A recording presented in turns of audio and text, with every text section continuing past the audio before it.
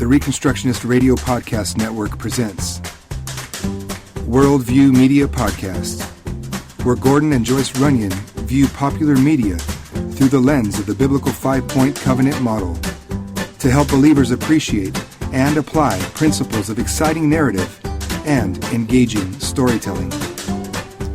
Hey, it's the Worldview Media Podcast. Thank you for joining us.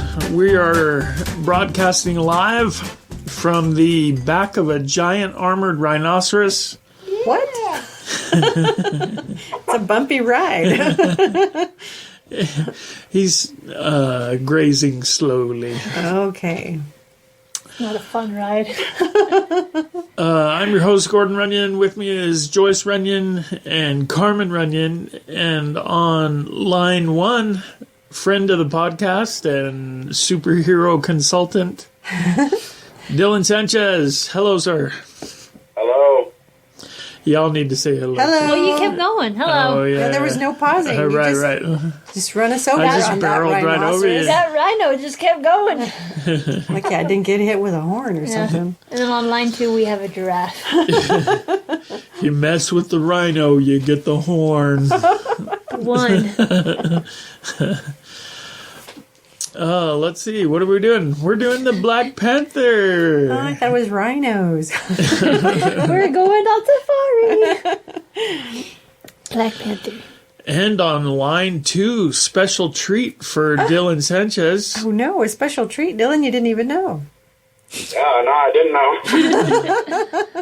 know. On line 2, joining us, brand new friend of the podcast, Oh, no. King T'Challa himself, Chadwick Boseman. I can't believe it. Hey, it's so great to have you on. I'm all stammering and nervous to talk to you, sir. And we just want to get the first obvious question out of the way. How did we get you on the show? What's it like when that armor jumps out of the necklace and just covers your whole body? Mr. Boseman? Hello? No. This keeps happening. I think it's you. Stop pushing buttons. Oh, man. Did somebody push a button? You were talking to him. He must have pushed a button as well. Call us back, Your Highness. You've got my number. What was the question? What's it like when he presses the button and the armor comes out of his necklace and covers his whole body? And Well, you didn't finish it. You just said covers your whole... He probably thought you died. He hung up. Well, you could have He hung up. finished. Finish the question. He didn't even let me finish the question. I guess he didn't like your I question. don't think I like this guy. I don't think he likes your question. That's That's probably all a like- private question. It's Mr. like CG Boseman, stuff. just forget it. We're done. You can go get your free publicity somewhere else other than the Worldview Media Podcast. Oh, you're so harsh. All right, so we're talking Sorry, about... Dylan. We'll blame it on Gordon. I know you would have enjoyed talking to him, but He's a busy guy. you're right. And he has that weird I accent. already have, so. Oh, wow. All right. So, we're talking about the Black Panther. Brand new in the theaters. The latest in the Marvel series of movies. Right. Much controversy surrounding this film. No. Well, apparently. I think the controversy is a little bit Exaggerated. I think the reason that some people are very excited about this movie is legitimate, but I think the reason that people are being Crazy? oh, this is blah blah blah like is a little bit unnecessary. Yeah, and I'm sure we'll get into some of that as we get into the worldview section. For now, let's talk about just as a viewer watching the Black Panther, what did you think of it? We'll let our young Mr. Sanchez go first. What are your thoughts, sir, on the Black Panther? It was awesome. That's all I gotta say. Oh, wow, really? Yeah, I put it up there, like high up on the spectrum, for sure. Really? All right. What was it that you liked about it? Why such a high rating? Well, for one, I really liked how much of a different take Marvel took on it, because it's not your typical Marvel movie. It's not full of all the humor, and like it's not so much of a light movie. It's darker. And they actually did good with the villain, and most of their villains aren't so good. I really liked. I mean, it's just different, and but it was a good different. Yeah. Yeah, it was a really pretty movie. There were a lot of really really nice shots. Especially for a highly CGI movie, they did really good. Yeah, I think that's probably right. All right, our other resident superhero expert, the in-house. I really do like this movie a lot. It's important to note that canonically, where this falls is about a week or so after the original of Civil War. Yeah. So this is a little bit more recent than what we've seen. Some of the people are putting for Thor. The timeline. Yeah, they're putting Thor after this. So we've got Thor that we've seen first, but it's actually supposed to be timeline afterwards. So this is happening within a week of his father being, murdered. The tragedy. Yeah, the tragedy. The Avengers have all been scattered and stuff like that. So that's kind of something to take into it. So now, if it's after that movie, they all kind of worked it out and got it together and on the same page. So is it really just a week after? I mean, I thought the timeline was a little bit longer in... From what I've seen, it's maybe a week or so. Because when the movie opens, it opens up with a news report of his father being murdered at the thing. Okay. So that's one of the very first things you see him in is he's in the plane and it's, this stuff. So it's pretty soon after that. And I mean, depending on the severity of the news, they might keep replaying that for however long, but within... Yeah. It's not going to be, it's not going to be 6 months that they're still playing this video footage. Yeah, that's probably true.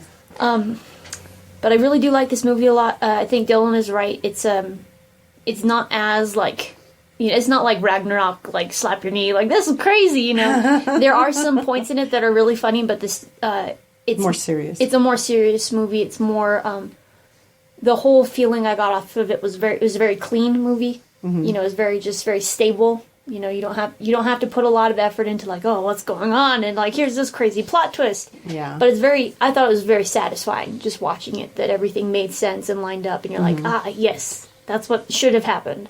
Yeah. Do you have something else to say, Dylan? Oh yeah, I was gonna say that. Well, I mean, it'd be kind of hard to say this without spoiling it because it deals with the after credit scene. I hope you guys saw the after credit scene. Yeah. Well, yes. Yeah, okay. Spoiler alert! Can I spoil that? I mean... No, go ahead. Okay, well, because, in the end, we see, Winter Soldier walking around, and, my thing is, at the end of Civil War, we saw that they put him in, this sleep, and, for the timeline, it is, to me, it seems like that's really early for them to already, to take him out of this sleep. But it's Wakanda technology. I mean... Yeah, they do everything in no time. They fix this guy's vertebrae in under a night.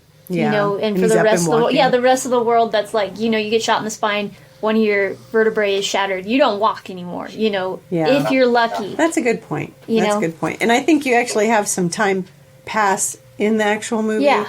So it's not all just it's a week later and then it's a week later. I mean, I think there's a little bit more. And there's nothing that says that that end credit scene is during that week, or it's even directly after that week. That could be however long it is later. Yeah. That's true. So I was thinking he should have an arm with their technology. you gotta take it slow with this guy. What kind of freaky arm is he going to get? I don't know. Coulson has a cool pretty arm. good one. Yeah, I guess that's right. So what about you, Dad? Gordon? Gordon Dad? Dad Gordon? Mr. Runyon? I liked the movie, but I'm not sure I would put it in the top 5 Marvel movies. Well, maybe right around top 5, but Marvel is getting so big, it's hard to have a top 5 for the whole thing because you've got all the Avengers, you've got Iron Man, you've got Spider-Man, you've got Thor. I mean, you've got all of these to put in 5. That's That's hard. Now, I would say that when Spider-Man Homecoming came out, I thought that was really good, but I think this is better, in terms of kind of being an origin story, with it's referring to the origin story. Yeah, I guess. So for an origin story type of movie, I really thought it was good. Really good. And I like the fact that the villain wasn't like some overpowered weirdo like Apocalypse or something like that. He was just a dude with just the same, with the beef. Is what it was. with the serum and all that. I mean, he had some advanced stuff going on, but he wasn't like Thor or one of those. Yeah. Well, and then the advanced stuff that he had too is the same advanced stuff that the good guy has. Right. You know. So that was interesting. They fought once without the superpowers, and then they fought again when they both had the superpowers. And then it was interesting to see the different outcomes there. What did that mean? Did that mean the Black Panther was more able to deal with the power? Was that? I think there's. Go ahead, Dylan.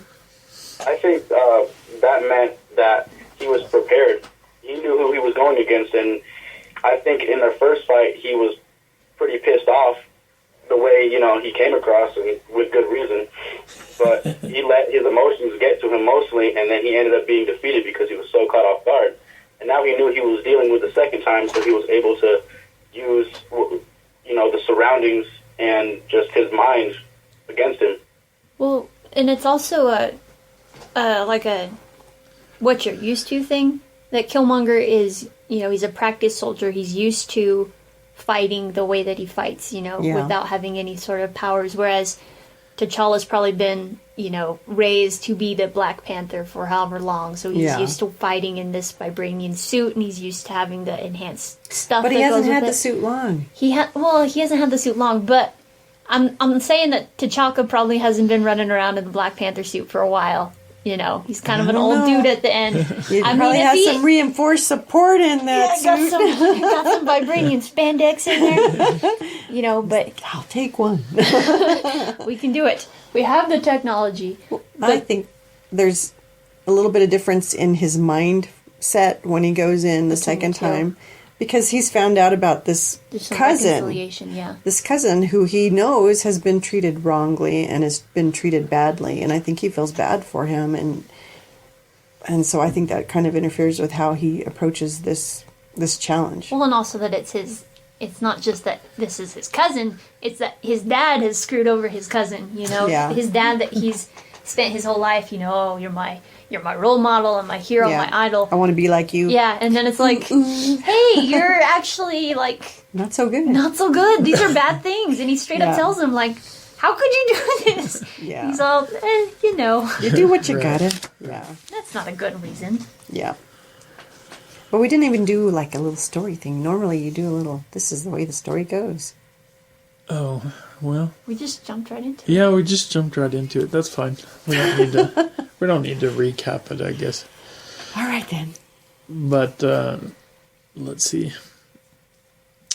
I think I'm getting a little bit tired of Marvel movies in the technology where the tech can do whatever they want it to do.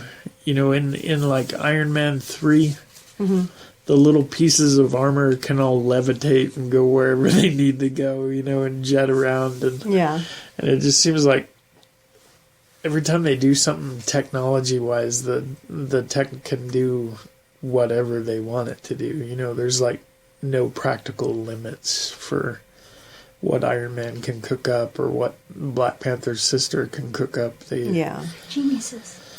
Well, yeah, I kind of see what you're saying. But if you look at the original Star Trek series, when they started off with all these crazy little phaser guns and these little communicators that were really small that you could see people and talk to them on, and we have people with iPhone watches that kind of do the same thing, and so that was kind of far-fetched for that time as well. But you see that I really think that there's something with if we can think it up here, then maybe we can think it up in reality and make it a real thing. Well, and then like the remote piloting thing that they do with like Yeah. the cars and stuff, that's not impossible. Like there is remote piloting for planes and cars. You know, we call them drones and stuff like that, but it does exist. And I think Google, at least, is working on a self-driving car.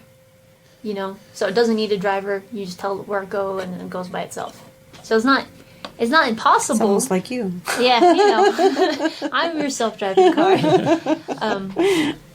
But I think you're right that a lot of the stuff is a little outlandish, but it doesn't mean it can't be someday. It's something to shoot for. So you're saying I'm just getting old?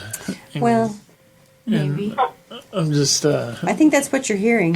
That's You what may I'm feel hearing. like that. That's what I'm hearing. Just because I yell at kids to stay off my yard and can't stand any of the new music. You're not even up long enough for the kids to be out of school to be in your yard. Hey, early to bed, early to rise. All right. Any other overall comments on this? Anything we haven't touched on? Well, I liked the movie. I thought it was really good. I wondered a little bit, just because this is pretty much exclusively a black cast, Yeah. how I would feel about that. And it was just because everything that we see on the big screen is really not representative of our population. Yeah. You know, most of our sitcoms are white middle class people. Or like Most white of our rich movies. people. Yeah, I mean, and so it was kind of interesting to go into a movie that was just completely flipped in that regard. And like, I was good with it. It wasn't a problem. And I just have always wondered how it is to, and you know, even for myself, I look at those sitcoms and it's not really who I am either, but I don't, you know, I still watch them. And so I just kind of thought that would be an interesting thing to sit and be a part of. Yeah, that's one of the controversies that we'll probably get into later, but you know, people saying, oh, nobody's going to relate to this and stuff like that. But I'm going to tell you something. When those warrior ladies are up there, you know, kicking butt and taking names and being like, oh, you know, and like, oh, yes, he froze, just being sassy like that, I'm like, that's what I want to be. You know, like, those are goals right there. You know, I had no problem relating to these characters. It's nothing like that. These are some cool people. I want to hang out with them, but I know I'm not cool enough. You know, they're the cool kids at lunch, and I'm like, hey, what's up, guys? Yeah. Oh, you're plenty cool. No. Who wouldn't want to hang out with you? I just dropped a dollar a couple minutes ago. Yeah, don't do that again. What's it, a doll? It's a Dalek. I said a dollar. I heard you say a doll. I thought, don't talk like that. Under enunciated. In terms of acting, I felt like, all joking aside, Chadwick Boseman did a really nice job. I really liked his portrayal of There was a guy some who's depth. trying to balance being a king and being a superhero. And Yeah. I felt like he did a good job. Yeah, he You was can really see good. some of the stuff that he's learned in Civil War in there too, that he's not trying to like take revenge and stuff, that he's trying to, you know, talk, like even when he's talking to Killmonger and stuff like that, like, hey, we can take care of you, like, this doesn't have to be how it ends and stuff like that. And, you know, that he, when he's fighting all of his people, you know, and all of his challenges, he always tells them to yield. You know, he knocks him down. He's like, okay, you're down. Just go ahead and stop and we can be done. Like, it's fine. Yeah. You know, and that he, the M'Baku's people, you know, the monkey people, that they, you know, he's the one that brings them back into the fold and stuff like that. Part of the 5 instead of just the 4. Yeah. Yeah. But yeah, he was great. Great. Good job. All right. Anything else before we take our break and come back and talk more of the burning issues surrounding the movie? Burning. All right. We'll be back in a second. Oh, comic accurate. Oh, you thought it was comic accurate? Is that right? There were some things that were in the comics that, you know, like I predicted some things. I was like, I knew this was going to happen. Oh, wow. All right. Well, wherever you place this movie on the list of Marvel movies, can we all agree that Killmonger is the stupidest name we've encountered yet? So, Killmonger. Killmonger is one of the characters that's kind of been adapted for this. In the original comics, his name is Eric Killmonger. And that's his actual name. That's his actual name. So it was Stupider. Yeah, it was Stupider, but then they changed it to Eric Stevens, a.k.a. Killmonger. Oh, okay. Well. And he's also not originally the cousin. Yeah, all right. He's just a dude. That finds out stuff, huh? All right. Well, then let's try to take our break again. And we'll be right back. All right. The Reconstructionist Radio Podcast Network brings to you a complete lineup of podcasts where you will hear practical and tactical theology. Our desire is not simply that you consume our shows, but that you also live out your faith in every area of life. We can talk all day long about these things, but if we fail to put them into practice, then we fail as ambassadors of Jesus Christ, our King. Subscribe now to your favorite Reconstructionist Radio Podcast Network shows, or you can subscribe to the Reconstructionist Radio Master Feed, where all of the content we produce, including the audiobooks and audio articles, will pop up as soon as they are available. And don't forget to visit ReconstructionistRadio.com to volunteer as a narrator or to partner with this ministry financially. May the Holy Spirit stir you into action for Christ and His kingdom.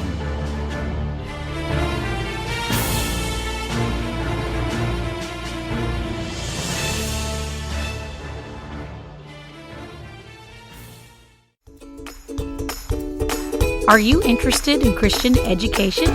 Would you like to learn how to be a Christian teacher or how to run your very own Christian school with success? The GCS Apprenticeship Program can help. Learn more on our website at gcsapprenticeship.com.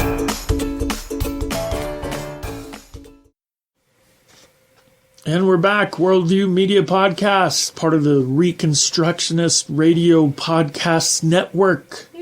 Your one-stop audio shop for all your dominionizing needs. Now on sale.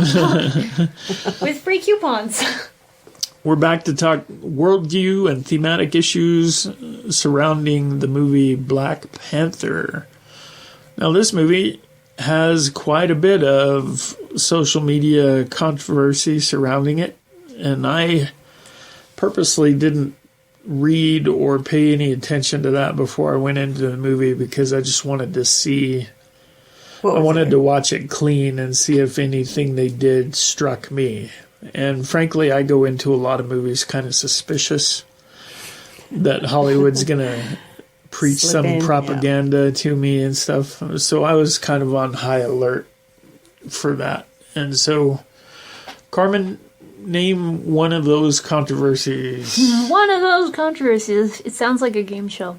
I think one of the controversies that people have had with this are some of the political ramifications with it. So the big national conflict in Wakanda is that this is it's a very advanced society that they've kind of progressed past the world, that they're on the absolute top, but the rest of the world believes that they're on the bottom. Yeah. And Wakanda's thing is that they are going to keep themselves to themselves, Yeah. They're not going to share their technology with other people. They're not going to do anything with other people. But they're also, they're not going to be involved with, their politics or something like that, which means that they don't, we talked about how they fix a guy's spine in a night, that they don't share that. Yeah. But then they also don't take in refugees from other countries. And so, that one of the characters, one of his advisors says, you bring in the refugees, they bring their problems, and then we're like everybody else. Yeah. So there is, that's the big question, is Wakanda in the right for being isolationist? Or do they have a responsibility to share what they have with the world? And that's never actually addressed, I believe, in the movie. That it's never actually addressed which one of these is correct. We see kind of extremes of that is it's wrong to isolate yourselves at the cost of, children and stuff like that, and like leaving, your immigrants on their own and stuff like that. That's wrong. But it's also wrong, to try and take over, the world by sharing your technology. Well, he was looking at taking over the world by force, By not force. really Yeah. sharing. Well, and even at one point he says that he's not even interested in taking over the world. He just wants them to hurt like he hurt, that Yeah, he didn't he just have wants his father. to upset the apple cart. Yeah, that he doesn't want the order to be the way that it is. And T'Challa's answer to that is that he's going to share, but it's going to be on their terms. So not everything is going to be shared, which I'm sure people will have issues with, that if it's, you're this highly, advanced nation, you have better weapons than we are, we need to have those too because it's not fair if we don't have those, Yeah. or like we need to be able to control what you can do because we can't do that and stuff like that. So there's that political thing with it. Was that the one you're thinking of? Yeah, and like I say, I didn't pay much attention to what was going on. I think there were people trying to make a racial issue out of the movie. That's the other issue in there. And I didn't see that. I saw one time when T'Challa's sister calls the white guy a colonizer, and that probably comes the closest to being a racist thing. And then the bad guys in the movie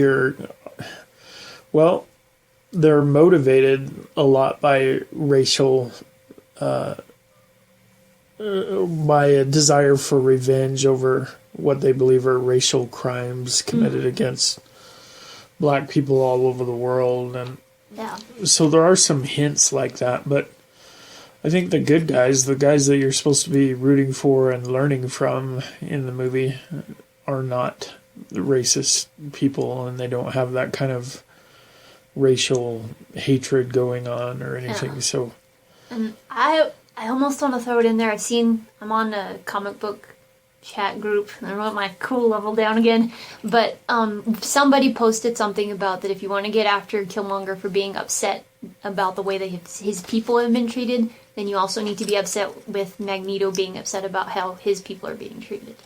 That you can't do it. You can't be like, oh, this guy's bad, that he's, my people need to rise up and, overthrow and take control. Yeah. If you're going to turn around and say Magneto has good motivations.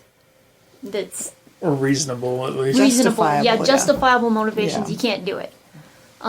But yeah, I don't know if it's as an explicit controversy or not, but this is, primarily a black cast. There's only, I think, 2 white guys that have any discernible part in this, and one of them gets killed right away, and the other one is not even I wouldn't even put him at sidekick level. Yeah. No, he's more damsel in distress. Yeah, he's a damsel.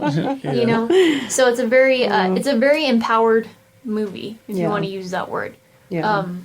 So some people, like I said, have been like, oh, well, people aren't going to relate to this and stuff like that. And that's been a lot of reasons for... the actors have said that executives haven't made movies like this. That they haven't made movies that are primarily this one thing. Which is kind of messed up because, while I'm saying this, we have all sorts of kung fu movies out there, that are, primarily Asian. And we have, Well, those we are have all them. made in yeah. Asian countries. Yeah, but we don't do that here. We do have some, I think, I don't know. There's stuff in there. There's stuff to be said. But I'm glad that they've done such a great job with this movie. Yeah. I'm glad that it's so successful. Yeah. I'm glad that the Black Panther is very regal and great and stuff like that. And As a cat should be. as the cat should be, and that his ladies are all and this is just a great movie in general for empowerment stuff because these girls are kicking butt the whole movie through. He takes off on his ice nap for however long, and these ladies take over. So that was pretty cool to watch. And then what else was it? And I liked the difference between T'Challa and Killmonger. Mm-hmm. Kind of the 2 different representatives that you could get. Yeah. That they're both Wakandan. Yeah. But they're 2 different types of Wakandan. Well, but I think you carry that back to their dads, too. Mm-hmm. And the dads were very different as well. Yeah. So. Yeah. Right, Dylan, do you have anything? What's on your mind? I think Killmonger was definitely driven to, obviously by revenge, and not only that, but like he wanted to put his people on top, and not like, and he said that he's not like including just the Wakandans, but the black community as a whole. So like all of them, and he wants to like put them on top, and he would do whatever it took to do that, if that meant putting the world at war by getting all this technology out there and putting them on top by doing so. Yeah. Yeah, he was an angry young man. Yeah. Yeah. Well, but his dad was taken away from him. He lived in the projects. Right. He didn't have it so good, really. Yeah. Well, and then I was looking at some stuff after we watched it, and at the beginning they give it's a father telling the story of Wakanda to his son. Mm-hmm. Yeah.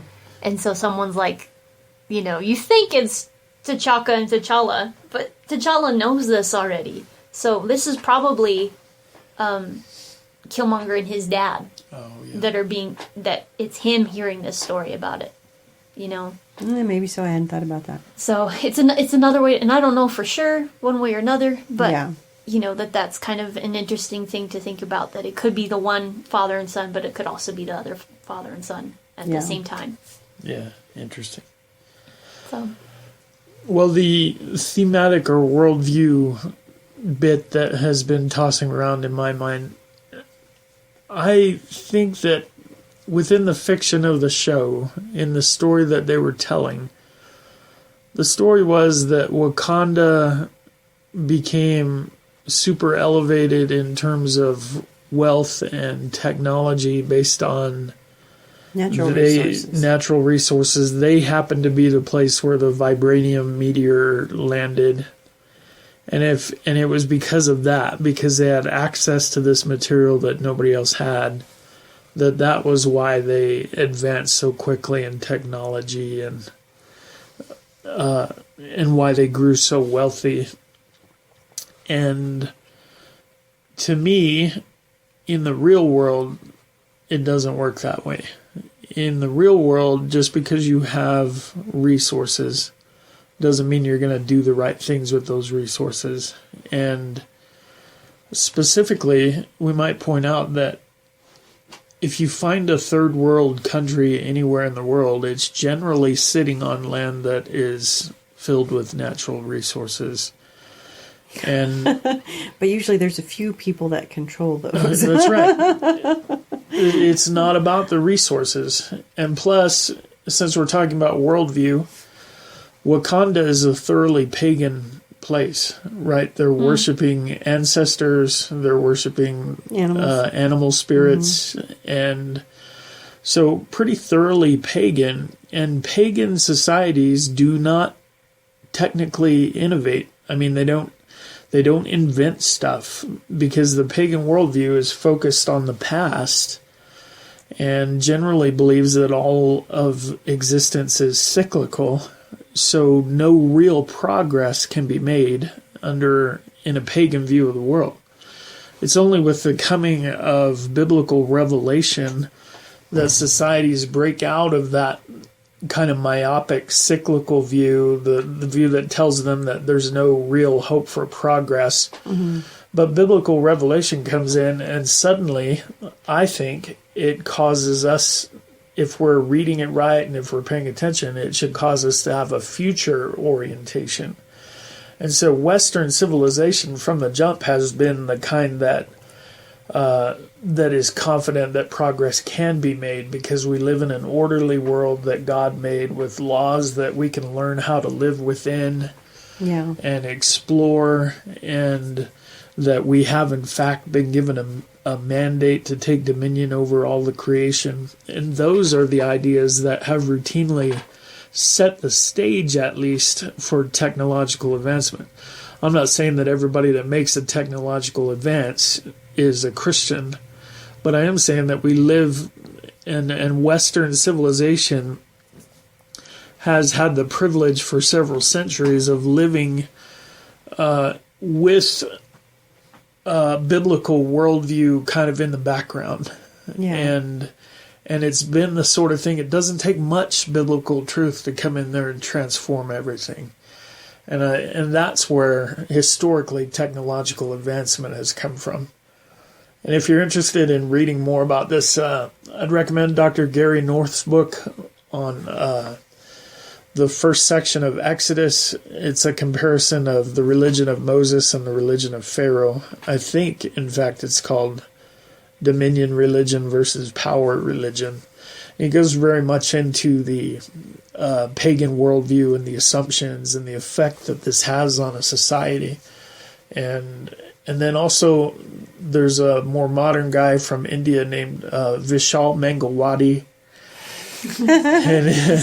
I said that right too. I got it on the first try. You practiced? And he wrote a book called Truth and Transformation and another one called The Book That Changed Your World. And they're all about the fact that biblical revelation is really what has made Western society and why Western society has advanced while pagan cultures have remained kind of stuck in the mud. Mm-hmm. And he's from one of those pagan cultures and is able to kind of look from the outside into Western civilization and see, well, you guys have these underpinnings, these philosophical underpinnings that we never had. Yeah, that promote. And these have allowed you to advance. And so this idea that just living in a world with rich natural resources is going to mean that you will advance technologically, vault you forward. Or that you will be creative and innovative just because that's not how that works. This is all worldview stuff. Now you ruined the movie for me. Oh, well, I'm sorry. It's a fantasy. Well, and that part is fantasy, though. Yeah. I mean, that is fiction. The world just doesn't work that way. Yeah.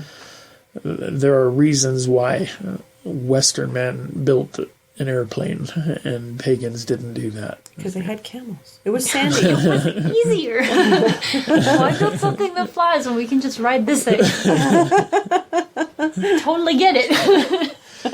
Right. And so that was the big worldview issue for me.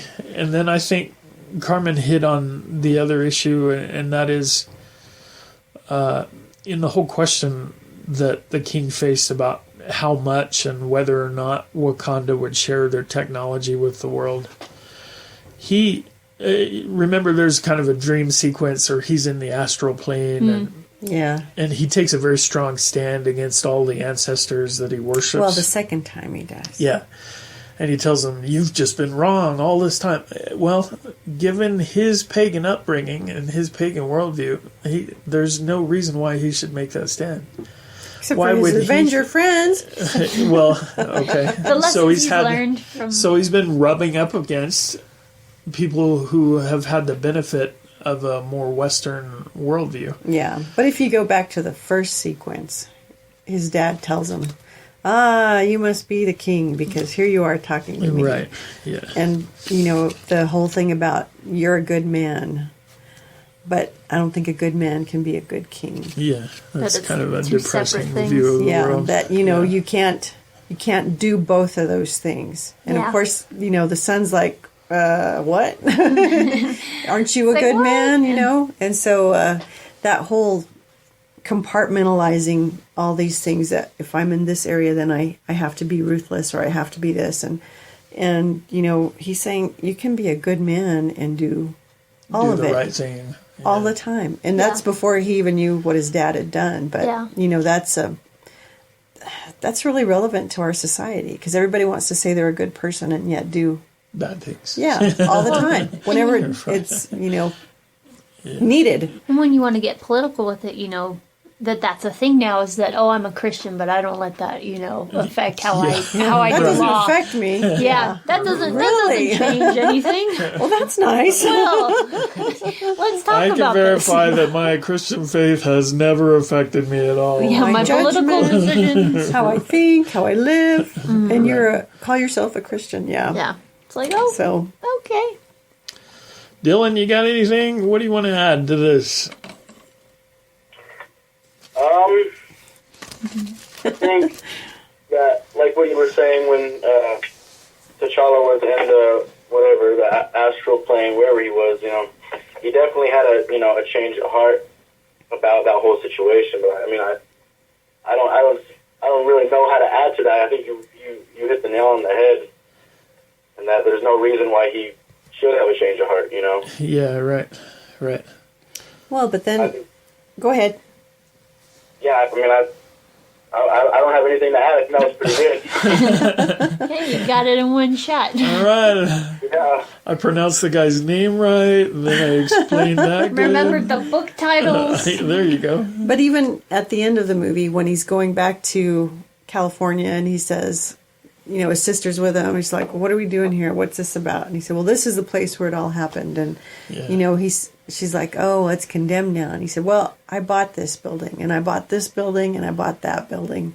And you really see an act of redemption with what he's doing and going back and getting these places that were horrible places, where his uncle was killed, where his cousin was brought up terribly to hate people around him, and to go in and change those things, to say, well, this is going to be the first place that we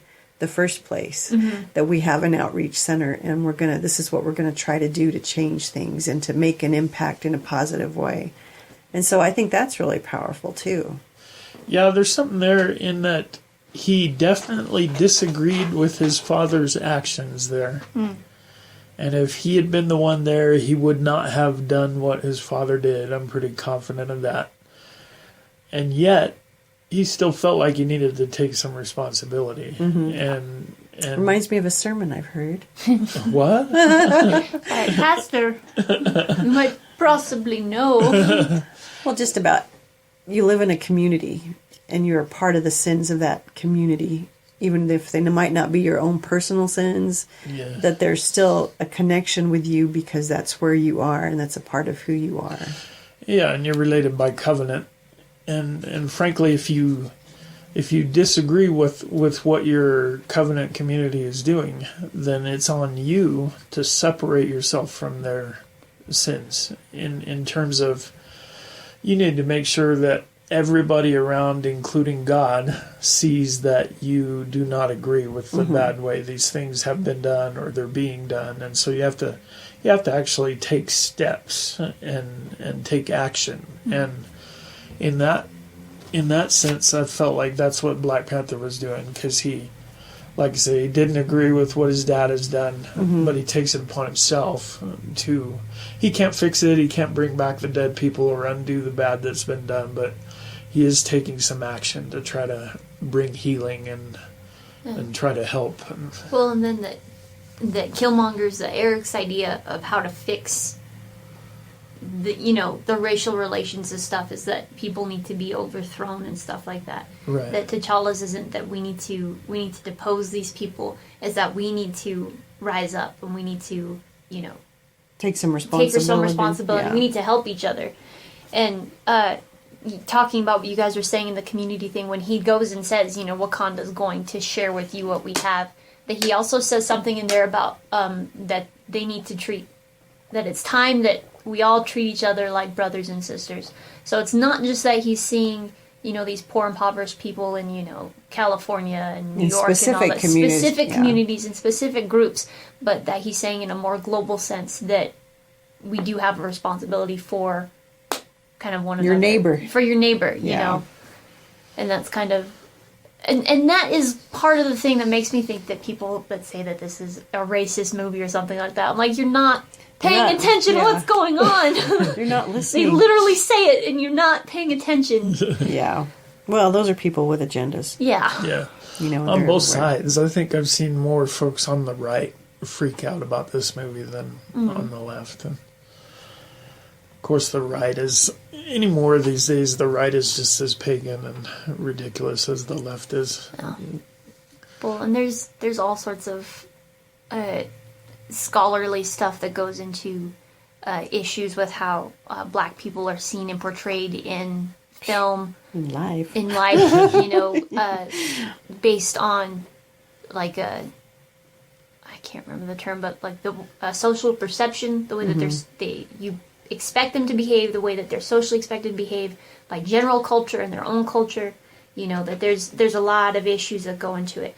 And I really do think that this movie touched on like all those different ways, you know, that we had the American, and then we had this really regal king, and we had like the smart little like teenage girl, and we had the mom, and these senators, and the guy who betrays his buddy, but then the guy who, you know, is like, you know, I won't feed you to my children, you know, and he comes back and he helps them. But there's a lot of very different and varied characters here, and I think they're all done. Me personally, TM, I think that they're all done very differently, and they're also given equal amount of thought and care into it. We don't have a lot of like stereotypical stuff going on in this movie, which I think is really nice.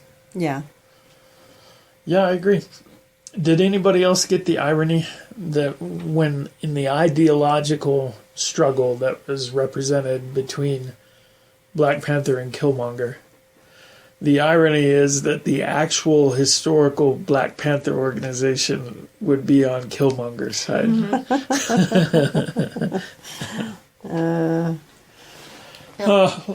Irony. There's all sorts of stuff in there. Chock full. Yeah. All right, anybody else got anything? You want to know some trivia? Trivia, yeah, absolutely. So, M'Baku, the mountain ape guy, and Nakia, they're both historically bad guys. Oh, really? Yes. The Nakia is called Malice, and M'Baku is man-ape, which is why they have that gorilla thing. Yeah, that's why they make all the crazy... Yeah, the hooting noises. And Malice... in the original, Nakia is not loved by Black Panther. That's a thing that they kind of twisted for this. She's an enemy of his, and he does not like her at all. Whereas in this one, he's like, hi, you know. He froze. And then M'Baku is, you know, like you said, he's man-ape. He's a bad guy. But they kind of cut the gimmick a little bit because they didn't want the racial stuff with that. But I think M'Baku's really cool in this movie anyway. So it's hinted at. I mean, he looks like a jerk to begin with, but... And then, Killmonger's suit, when it does like the zoom in and stuff like that it's got like a leopard spot print on it, is because the comic book Killmonger had a leopard, that he had a pet giant cat that went around with him. And it was a leopard and not a panther. Yeah. Well, and the whole Black Panther thing is actually kind of a thing because it's a melanism thing in other big cats, that you can have Black Panthers, quotation marks, that are actually other cats. It's just that they're all black. Interesting. Yeah. Black Panthers are usually leopards or jaguars. Wow. Yeah. All right. So there's your trivia for this movie. Man, I'm smarter now. Golly. All right. We gotta have trivia for all our movies now. Oh, no! All right. Well, let's wrap it up. Dylan, you got any final thoughts? I'm just looking forward to seeing how it picks up with Infinity War. Just around the corner. Hey, did you see all the trailers for like Venom and Ant-Man and Wasp? I've seen the trailer for both those. Yeah, I'm hyped for Venom. what is with that? Tune in next time.